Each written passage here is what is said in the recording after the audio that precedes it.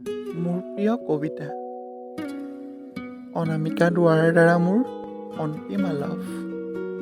বিশ্বাস কৰা অনামিকা দুৱাৰা, তোমাৰ অবিহনে বিচাৰিবলৈ শিকিছোঁ মই কৰ্ম। কষ্ট হৈছে সঁচা, কষ্ট হ'লেও হওক দিয়া।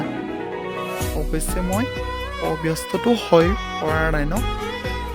তুমিহীনতা যন্ত্ৰণাবিলাকতো আত্মহত্যা মই ইমান ফালটুৱামি কাম নকৰোঁ কেতিয়াও।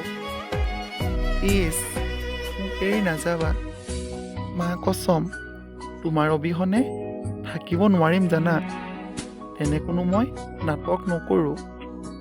তোমাৰ প্ৰেমিক বন্ধু নীলা চিঠিবোৰ মোৰ ভালপোৱাৰ উপহাৰ।